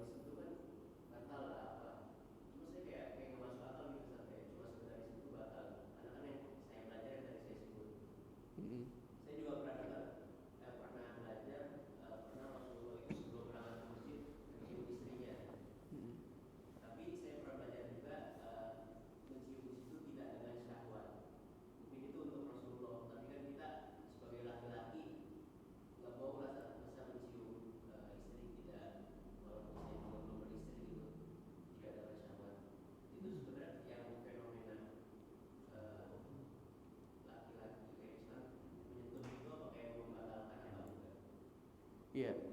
Jadi menyentuh lawan jenis itu dapat membatalkan wudhu berdasarkan dalil firman Allah Taala aula mastumun nisa. Nah di sini jelas lamisa yalmasu artinya menyentuh, yang artinya ketika kita menyentuh lawan jenis itu dapat membatalkan wudhu. Ini berdasarkan Al-Quran. Nah maka dari itu tadi saya sempat singgung bahwasannya ulama berbeda pendapat dalam menafsirkan lamas tadi. Ya, dalam mazhab Syafi'i, Imam Syafi'i menafsirkan al-lamas itu hakiki. Karena dibangun di atas kaidah usul, ya, kaidah usul fikih. Kaidah usul fikihnya al-aslu fil kalami hakikoh. Nah, jadi yang namanya perkataan itu pada asalnya adalah hakikoh. Nah, jadi nanti kalau yang pernah belajar usul fikih atau pernah belajar balaghah itu pasti nggak asing dengan istilah hakikoh dan majaz. Nah, apakah aslul fil kalam di hakikoh atau majaz? Maka para ulama bahasa sepakat al aslu fil kalami hakikoh. Pada asalnya perkataan itu adalah hakikoh. Apalagi Al-Quran khususnya itu kebanyakannya adalah hakikoh. Maka dari itu Imam Syafi'i menafsirkan lamas di sini lamas hakiki, bukan majazi. Ya, beliau tidak memandang lamas di sini sebagai majaz, tapi sebagai hakikoh. Yang namanya lamisa yalmasu kita tidak dapati di dalam kamus mu'jam manapun yang mengartikan selain menyentuh. Ya, adapun ada yang menafsirkan lamas itu berhubungan tapi secara majaz. Dan ini yang diambil oleh Imam Abu Hanifah. Imam Abu Hanifah menafsirkan lamas di sini sebagai majaz, sehingga yang dapat membatalkan wudhu dalam mazhab Imam Abu Hanifah bukan menyentuh, tapi berhubungan. Adapun dalam mazhab Hambali, ya, kemudian dalam mazhab Maliki, itu yang membatalkan wudhu menyentuh dengan syahwat. Nah, sedangkan kalau dalam mazhab Syafi'i itu hanya sebatas sentuhan, sekedar sentuhan saja itu sudah membatalkan wudu berdasarkan apa? Firman Allah tadi, yaitu aula mastumu an-nisa. Tapi di sini ada dua pendapat ternyata dalam mazhab Syafi'i. Pendapat yang pertama, sekedar bersentuhan itu batal. Ini pendapat yang pertama.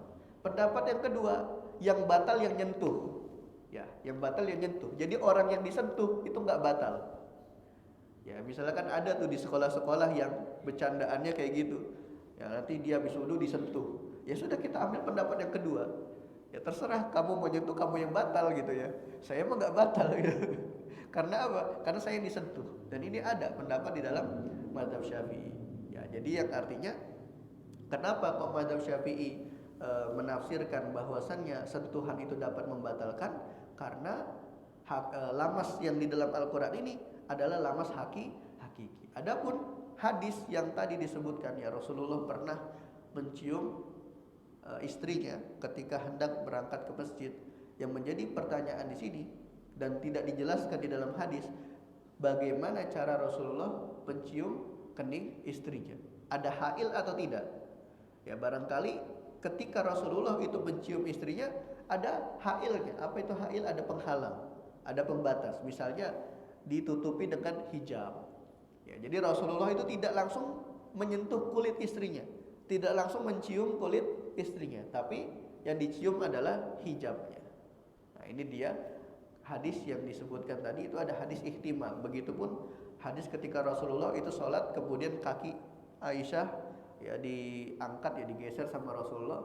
Dan ini ada kemungkinan Aisyah pada saat itu juga menggunakan kaos kaki, makanya Rasulullah menyentuh kaki Aisyah dan menggesernya. Maka hadis-hadis tersebut itu masih ada perdebatan di kalangan ulama. Karena apa? Kondisi Rasul menyentuh istrinya itu ada hail atau tidak, ya, ada penghalang atau tidak. Makanya dalam mazhab dijelaskan yang membatalkan wudu apabila sentuhan itu sentuhan tanpa penghalang. Tapi kalau ada pembatas ya seperti tisu, plastik, kemudian sarung tangan, kain, ya, itu tidak membatalkan wudu. Ya, seperti itu. Okay.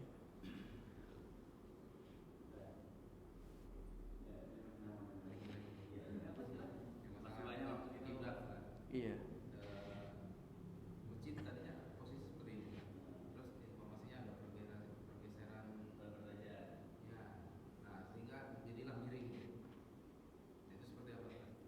Ya sebenarnya kita tidak perlu untuk memiringkan, karena yang namanya ijtihad la yubtilu bil ijtihad. Yang namanya ijtihad itu tidak bisa dibatalkan dengan ijtihad. Ya, jadi ketika kita membangun masjid nih atau musola, pasti sebelum menentukan arah kiblat itu sudah ada tokoh ulama yang berijtihad kemana nih arah kiblat. Gak mungkin dong dibangun dulu masjidnya baru tentuin arah kiblat. Nah, yang pertama harus ditentukan adalah arah kiblatnya dulu. Nah, ketika sudah berijtihad arah kiblatnya ke sana, ya sudah kita buat mihrabnya, kemudian habis itu masjidnya. Nah, itu sudah tuh dibangun berdasarkan ijtihad. Berjalan bertahun-tahun, kemudian ujung-ujung ada ustadz baru datang, kemudian bilang, oh ini arah kiblatnya salah nih. Nah, ini kalau yang benar ke arah sini. Nah, dia berijtihad nih, ustadz yang baru berijtihad, ustadz yang lama juga berijtihad. Maka ijtihad yang baru itu tertolak. Karena apa? Yang namanya ijtihad tidak bisa dibatalkan dengan ijtihad. Ya, jadi ketika kita ada yang bilang di arah kiblat yang benar ke sana, ya kita ngikutin yang lama aja. Kita ngikutin yang lama tetap ini sajadahnya itu kondisinya lurus aja, nggak usah dimiringin atau nggak usah diarahin kemana. Karena apa? Karena kaidah dalam fikihnya al ijtihad la yubtilu al ijtihad. Nggak bisa tuh yang namanya ijtihad itu membatalkan ijtihad. Yang bisa membatalkan ijtihad itu hanya nas Al-Quran dan Sunnah, hanya itu yang bisa membatalkan ijtihad. Adapun ijtihad tidak bisa digugurkan dengan ijtihad lain. Ya, jadi udah kita gunakan ijtihad yang pertama saja. Ya kalau ternyata kesalahannya jelas, nah itu baru itu kita rubah. Kalau kesalahannya jelas, ya misalnya arah kiblatnya itu selama ini ke sana, yang benarnya ke sini. Nah itu kan jelas tuh perubahannya. Nah maka kalau sudah jelas perubahannya itu kita rubah arah kiblatnya. Nggak mungkin kita terusin ke sana, iya, karena ijtihadnya salah gitu. Nah, tapi kalau masih hanya gesernya sedikit gini kanan kiri, itu udah kita gunakan yang lama saja. Karena apa? Itu masih arah kiblat. Karena untuk menentukan ainul kiblat, letak pastinya kiblat itu kita susah untuk nentuin ya, khususnya di wilayah yang kita tinggal jauh dari Ka'bah. Oh, ini nggak tahu kita aja nggak tahu nih ini bener nggak kiblatnya itu ke sana gitu kan? Bener nggak lokasi Ka'bah gitu di sana pas gitu? Ya bisa jadi miring sedikit gitu. Nah, tapi karena arah kiblatnya di sana, maka kita arah ke sana. Dan ini berdasarkan ijtihad gitu. Nah, jadi tidak masalah. Berjamaah di posisi yang tadi seperti apa? Berjamaah. Datang ke masjid itu, terus kemudian posisinya udah berubah jadi miring seperti itu. Itu tergantung keyakinan kita. Ya, jadi nanti kalau ada imam dan makmum yang beda keyakinan kiblat, dia nggak boleh berjamaah. Ya misalnya makmumnya itu meyakini kiblatnya itu lurus, imamnya meyakini kiblatnya itu miring. Antara dua orang ini nggak boleh berjamaah. Jadi nggak boleh berjamaah. Iya. Posisi masjidnya sudah seperti ini. Iya. Kemudian ada informasi dia tuh mendapatkan ada pergeseran lempeng atau apa sehingga semua posisi intinya tuh dirubah semua gitu. Jadi miring ke arah kanan gitu. Nah kita sebagai pendatang di situ mengikuti itu atau punya keyakinan ya udah sesuai dengan arah masjid pertamanya. Nah, itu gimana? Kalau seandainya memang kita pendatang baru, ya kita datang kemudian udah dalam kondisi miring kayak gitu, ya sudah kita ikuti saja. Kita ikuti saja. Itu barangkali memang ada ijtihad kedua yang lebih benar. Karena kita tidak tahu asal usul pembangunan masjid itu. Kecuali kalau kita sudah tahu asal usul pembangunan masjid itu, kemudian setelah itu pergeseran lempeng itu benar-benar jelas, ya benar-benar sudah diteliti, benar-benar dia sudah mengetahui pasti, bukan hanya berdasarkan kayaknya. Nah, karena yang namanya ijtihad itu kan harus berdasarkan ilmu, ya bukan berdasarkan feeling. Nah, kemudian perubahan posisi masjid tadi itu apakah sudah berdasarkan musyawarah atau belum, atau berdasarkan basul masail atau belum gitu. Nah, itu nanti itu diserahkan sama orang-orang yang terdahulu. Ya, adapun kita yang baru datang kemudian kita mendapati masjid itu sudah dalam keadaan miring, ya sudah kita ikut saja. Ya kita ikut, tidak masalah.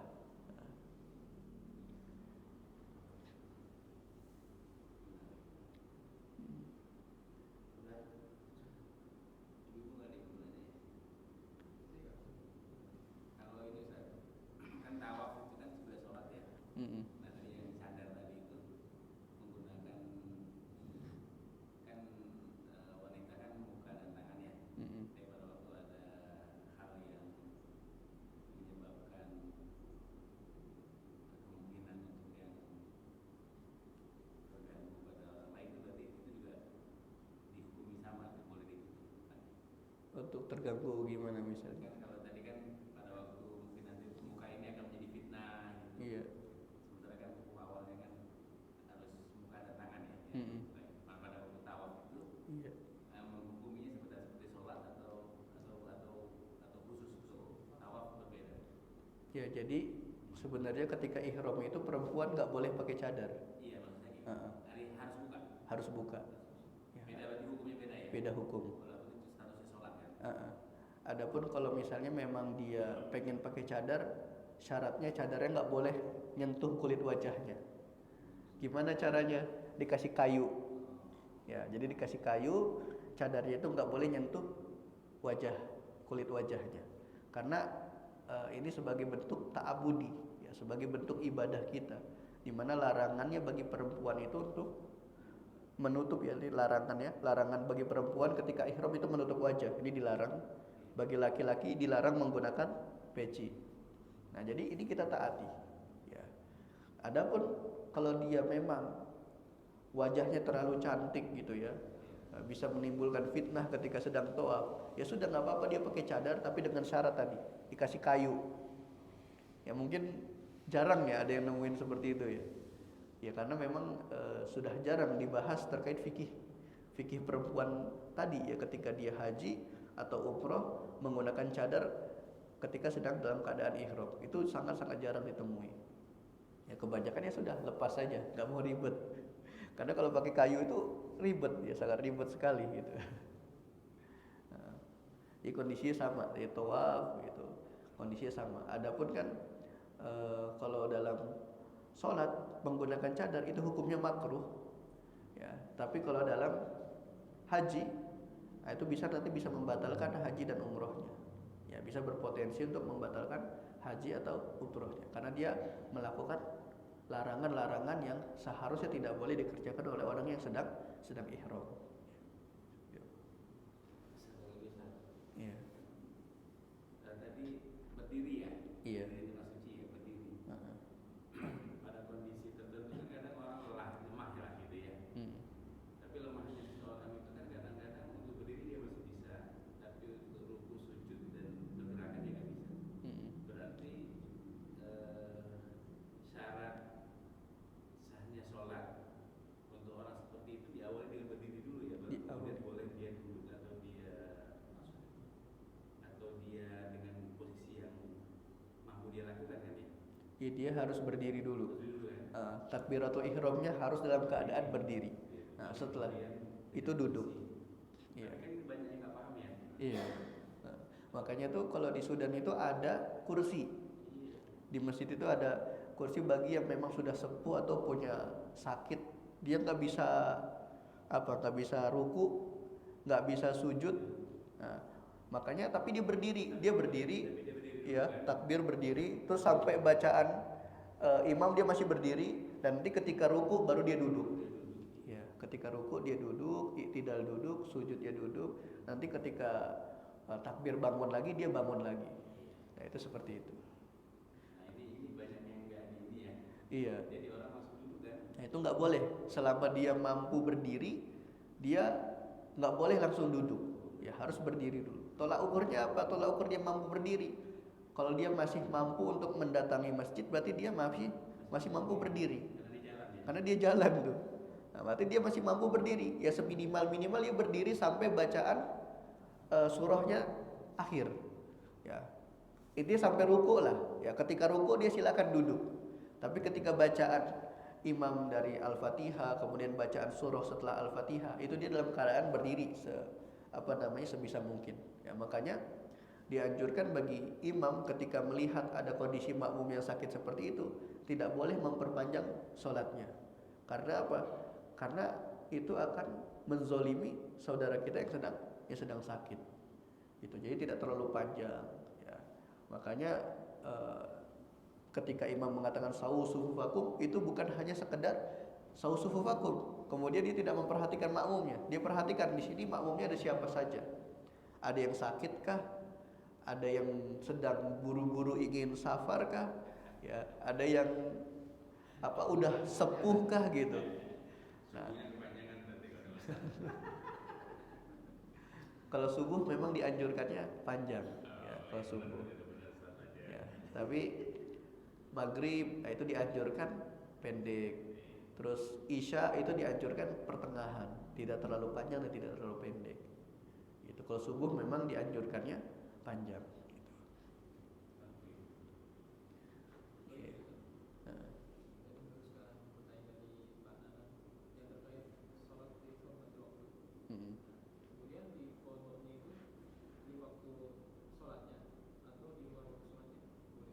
Ya, jadi mengkodok sholat itu bebas kapanpun. Ya, tidak mesti harus di waktu sholatnya. Dan ini yang sering orang salah pahami. Ya, orang gambarannya kalau mengkodok sholat itu harus di waktu sholatnya. Enggak.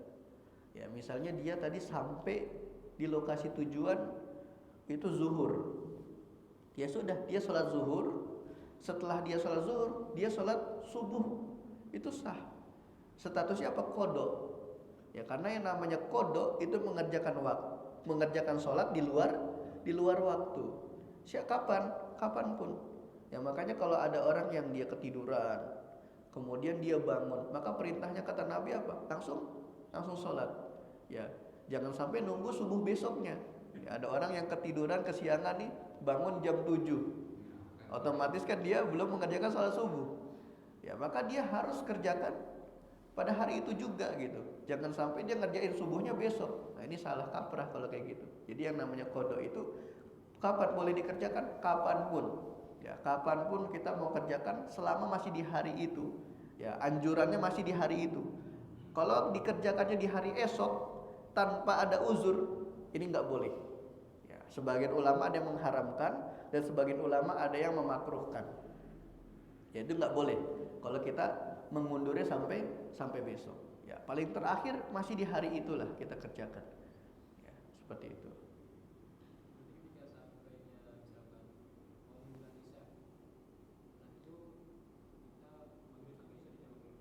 Iya. Iya, seperti itu. Dan ini Anda pernah mengalami kondisi seperti ini. Ya, ketika berangkat ke Sudan itu nggak mungkin kita melaksanakan sholat di pesawat.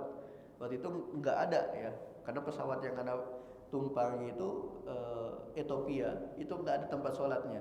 Karena memang pesawat yang berasal dari negara kafir ya, non muslim. Nah, itu Anda berangkat dari Jakarta itu pas banget sebelum Isya. Jadi kita udah nggak bisa nunggu sholat Isya lagi. Jadi sebelum Isya itu kita sudah disuruh masuk, kan jalan jauh juga tuh ya, masuk untuk sampai ke pesawatnya lumayan jauh. Nah, kita masuk pesawat, nah pas udah duduk di pesawat azan. Nah, kita udah nggak bisa untuk melaksanakan sholat lagi. Ya, akhirnya ya sudah, kita berangkat sampai ketemu besok subuh, kita nggak bisa melaksanakan sholat tuh. Sampai besoknya lagi zuhur kita nggak bisa melaksanakan sholat. Sampai di Sudan itu habis asar. Jadi sampai di Sudan itu kita habis asar. Nah, habis asar kita sampai di rumah yang sudah disewain. Itu kita rapel dari sholat isya, sholat subuh, sholat zuhur, sama sholat asar. Kalau zuhur sama asar itu kita niatkannya sebagai jamak, ya, jamak takhir. Tapi sholat isya, sholat subuh itu niatnya qadha. Ya, jadi itu kita rapel tuh semua tuh di waktu asar itu. Nah, jadi memang ya namanya Islam itu ya memudahkan sebenarnya. Kalau kita tahu ilmunya. Ya, makanya tadi ketika memang kondisi kita tidak memungkinkan untuk melaksanakan sholat di waktunya ya dalam keadaan safar, yang pertama harus kita lakukan adalah azam. Azam itu untuk menggugurkan dosa ketika kita wafat sebelum melaksanakan waktu sholat atau melaksanakan sholat. Ya, ada orang nih sudah masuk waktu sholat, kemudian dia tidak mampu untuk melaksanakan sholat, tapi dia sudah berazam dan qadarullah bis yang dia tumpangi kecelakaan dan dia belum melaksanakan sholat tadi, maka di sini dia tidak dianggap sebagai orang yang meninggalkan sholat. Karena apa? Dia sudah berazam. Jadi azam itu yang menjadi jaminan kita nanti untuk mendapatkan cap orang yang tidak meninggalkan sholat. Ya, jadi dengan azam itu kita nggak dicap sebagai peninggal sholat, ya tariku sholat enggak. Ya. Bahkan di dalam madhab Imam Abu Hanifah, ini sebenarnya nggak boleh dikonsumsi sebagai dikonsumsi publik sebenarnya, karena nanti potensinya malah meremehkan sholat. Untuk orang awam nggak boleh sebenarnya. Tapi ya ini sebagai gambaran saja, tapi jangan dijadikan sebagai hal untuk melalaikan sholat. Ya, kalau dalam madhab Imam Abu Hanifah itu sholat wajibnya di akhir waktu. Ya, wajibnya sholat itu di akhir waktu. Awal waktu itu hukumnya sunnah. Jadi kalau orang yang di awal waktu itu belum melaksanakan sholat, itu ya sudah, nanti saja. Kapan wajibnya? Di akhir waktu. Itu dalam madhab Imam Abu Hanifah. Tapi ini tidak boleh dikonsumsi sebagai konsumsi publik, gitu, nggak boleh. Ya tetap kita, ya yang namanya sholat itu kita harus mengambil keutamaan yang paling utama, yaitu sholat di awal waktu. Iya. Ya seperti itu. Makanya tadi ya korelasinya, kalau kita belum mampu sholat kemudian kita berazam dan qadarullah kita wafat dalam keadaan tidak sholat, maka kita sudah dianggap orang yang sholat, ya karena kita sudah punya azam di situ. Nah, jadi seperti itu. Nah, kemudian untuk sholat li hurmatil waqt, untuk menghormati waktu, itu hukumnya hanya anjuran saja, tidak wajib. Kalau kita sudah berazam itu sudah cukup sebenarnya. Meskipun kita tidak melaksanakan sholat untuk menghormati waktu, tapi kalau mau lebih yakin silakan. Mau sholat untuk menghormati waktu itu silakan. Tapi sholatnya tanpa wudu, tanpa tayamum, hanya mengerjakan rukun-rukunnya saja. Ya, jadi takbiratul ihram, al-fatihah, kemudian ruku tanpa baca ruku, ya tanpa baca doa ruku, kemudian i'tidal tanpa baca doa i'tidal, kemudian niat sujud tanpa baca doa sujud, begitupun duduk antara dua sujud. Nah, yang penting yang kita baca itu nanti doa tasyahud akhir, ya karena doa tasyahud akhir itu termasuk bagian dari rukun sholat. Nah, jadi yang kita kerjakan dalam melaksanakan sholat untuk menghormati waktu, yang dikerjakan hanya rukun-rukunnya saja, sunnah-sunnahnya tidak perlu untuk dikerjakan. Jadi seperti itu.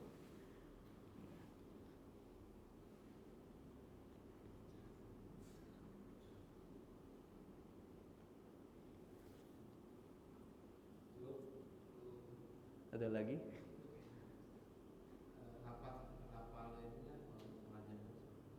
Gimana tuh?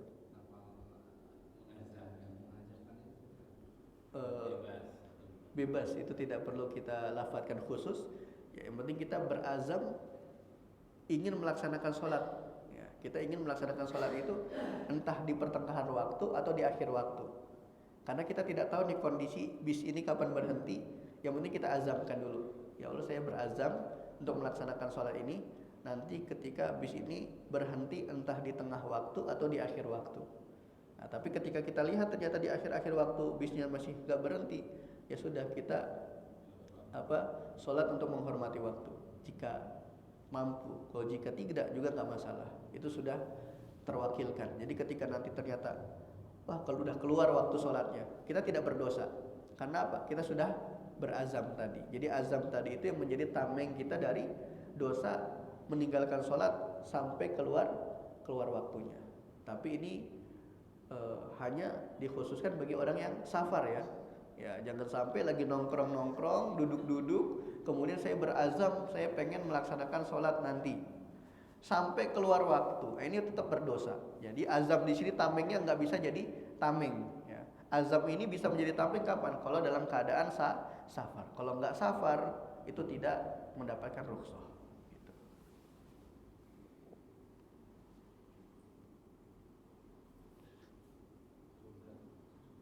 Cukup ya. Ya baik. Nah, yang ummahat gimana kemarin?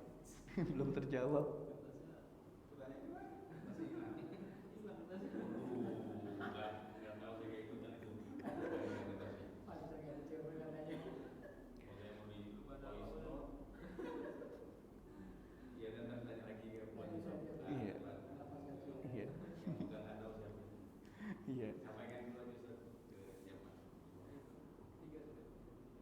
Iya, untuk umahat mohon maaf ya yang kemarin bertanya belum sempat terjawab. Qadarullah kertasnya hilang. Jadi insya Allah nanti kita jawab pada pekan ketiga insya Allah. Tapi sedikit saya ingat yang satu pertanyaan itu saya sempat ingat sih ininya. Pertanyaannya kalau nggak salah ya, kalau nggak salah itu pertanyaannya ada seorang perempuan yang mengajukan cerai ke pengadilan, kemudian bolehkah suami itu mengajak berhubungan? Nah, kalau memang pertanyaannya seperti ini, saya jawab ya sekarang. Ya, kondisi perempuan yang mengajukan perceraian ini niatnya apa entah. Kalau khulu itu kan si apa namanya? Perceraian dengan iwat, perceraian dengan bayaran. Jadi si perempuan membayar senominal harta atau sejumlah harta supaya si suami itu menceraikan. Itu namanya khulu. Ya misalnya ceraikan saya akan bayar kamu 1 unit mobil. Maka kemudian si suami mengatakan saya ceraikan kamu dengan 1 unit mobil. Nah, ini namanya khulu. Ya, khulu itu ada harta yang diberikan kepada si suami. Nah, itu namanya khulu. Nah, tapi kalau cerai itu tanpa adanya harta. Nah, di sini kalau kita melihat dari hukum pengadilan di Indonesia itu ada yang namanya cerai itu ada 2 macam, ada talak, ada juga apa ya namanya? Kalau talak itu dari suami yang minta. Ada juga yang dia itu apa istilahnya saya lupa itu kalau di dalam pengadilan. Ya, pokoknya pengajuan cerai bagi perempuan gitu ya. Ya, pengajuan cerai bagi perempuan. Itu namanya apa? Mungkin bisa di ini.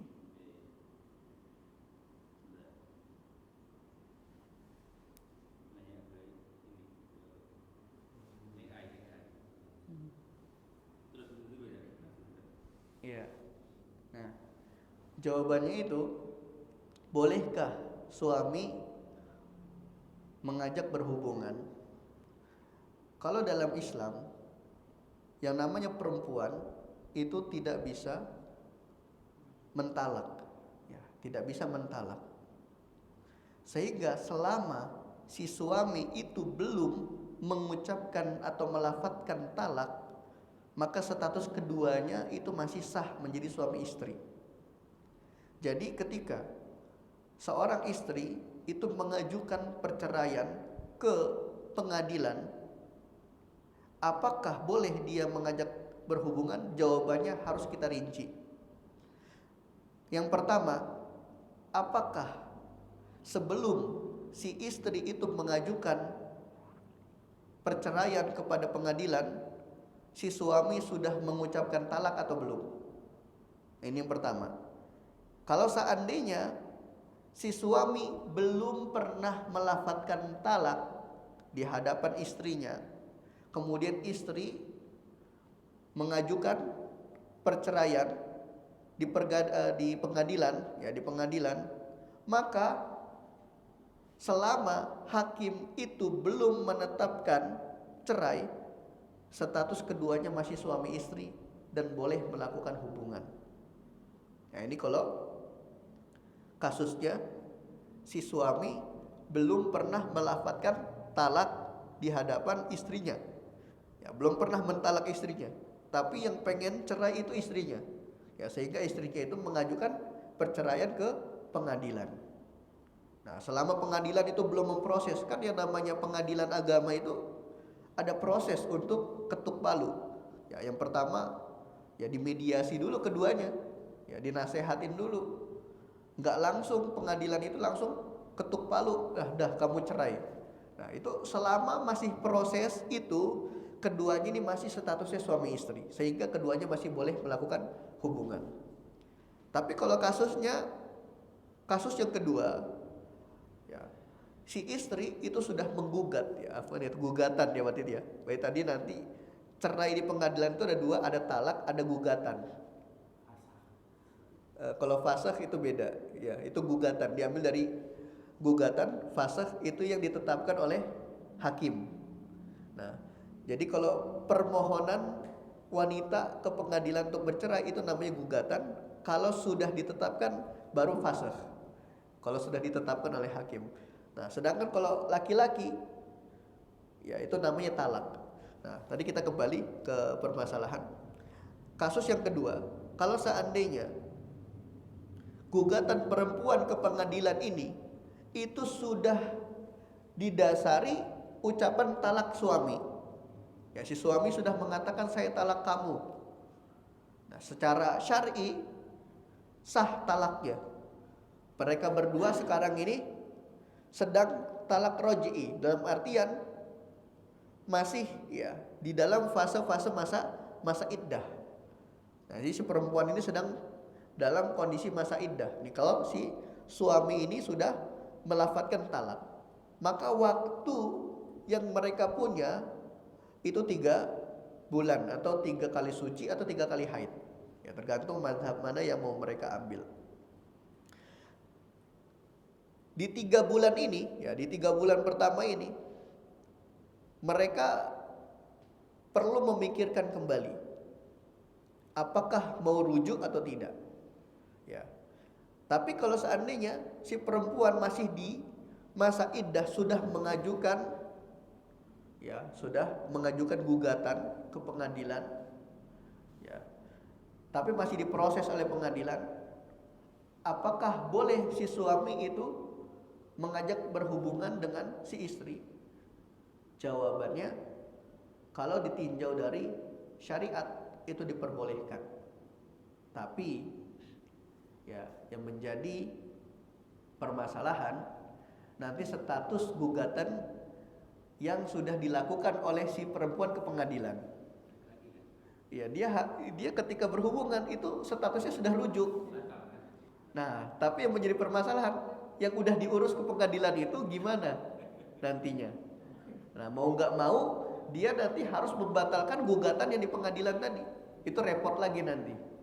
Ya, tapi kalau dalam syariat, ketika si perempuan dalam masa iddahnya berhubungan dengan suaminya, maka secara otomatis mereka rujuk. Ya, secara otomatis mereka rujuk, dan ini menurut mayoritas ulama. Ya, menurut mayoritas ulama dengan berhubungan tandanya mereka balikan gitu. Nah, maka tadi kondisinya kalau kita simpulkan ya, apakah seorang suami boleh mengajak berhubungan istri yang sudah atau yang sedang mengajukan gugatan perceraian ke pengadilan? Jawabannya, jika pengadilan belum menentukan, belum mengetuk palu, maka jawabannya boleh. Karena apa? Belum sah. Ya, talaknya belum sah. Gugatannya atau fasahnya belum sah. Sehingga kalau mereka berhubungan ya dalam kondisi yang tadi sudah disebutkan, suaminya belum melafadzkan talak, itu sah-sah saja. Kalau suaminya sudah melafadzkan talak, maka keduanya otomatis rujuk gitu. Ya, yang perlu menjadi PR nanti keduanya harus ngurus kembali ke pengadilan tadi. Ya, tapi ya yang namanya pengadilan dia pasti punya aturan. Ya, ketika ada yang konsultasi, yang ada yang pengen mengajukan perceraian, itu nggak langsung mereka tanggapi langsung cerai. Ya, mereka menasehati dulu, kemudian memeditasi dulu, mencari jalan tengahnya dulu. Ini fase-fase yang dilewatin pengadilan nih. Kalau memang sudah benar-benar nggak bisa, itu baru ketuk palu. Nah, kalau sudah ketuk palu nih statusnya, maka nggak boleh si suami mengajak berhubungan istrinya, karena statusnya itu sudah fasakh. Ya, yang namanya fasakh itu udah bukan masa iddah lagi. Ya, dia sudah tidak boleh menyentuh istrinya. Kalau mau kembali ke istrinya harus pakai akad baru. Ya, kalau fasakh dia harus pakai akad baru. Kalau talak dia nggak perlu pakai akad baru selama masih dalam masa iddah. Nah, itu dia kesimpulan dari pertanyaan yang sedang ditanyakan. Ini kalau memang pertanyaannya seperti itu. Ya, kalau pertanyaannya memang si perempuan masih dalam fase pengurusan gugatan cerai, belum ketuk palu. Tapi kalau sudah ketuk palu beda tadi hukumnya gitu ya. Ya barakallahu fikum, ya semoga bisa dipahami. Ya barangkali nanti kalau pertanyaannya tadi kurang tepat, nanti bisa ditanyakan kembali yang tepatnya seperti apa, biar bisa dijawab dengan apa yang dibutuhkan oleh oleh ibu-ibu yang tadi bertanya. Dan juga saya mohon maaf atas ketelatan menjawabnya. Ya semoga ini bukan termasuk dosa. Ya karena di dalam syar'i, ya, dalam ilmu usul fikih itu ada sebuah kaidah al-ijabah an waqtil hajah itu ya'sam, berdosa. Jadi seorang ustadz atau seorang mufti menjawab pertanyaan melewati waktu yang dibutuhkan itu bisa menjadi sebab dosa. Ya, tapi kalau menjawabnya ila waqtil hajah itu tidak dosa. Nah, jadi ada nanti ijabah an waqtil hajah dan ada ijabah ila waqtil hajah. Cuma beda satu huruf doang nih. Ya, dalam bahasa Arab cuma beda satu huruf aja sudah berubah makna. An itu artinya melewati, melampaui, yang artinya menjawab pertanyaan melewati waktu yang dibutuhkan, ini berdosa. Tapi al-ijabatu ila waqtil hajah, ila sampai, ya, menjawab sampai ke waktu yang dibutuhkan, ya, menunda jawaban sampai ke waktu yang dibutuhkan, itu tidak berdosa, itu diperbolehkan. Ya semoga saja saya termasuk menjawab sampai waktu yang dibutuhkan, ya belum terlewatkan jawabannya. Maka dari itu tadi saya mohon maaf atas keterlambatan jawaban hal tersebut. Ya.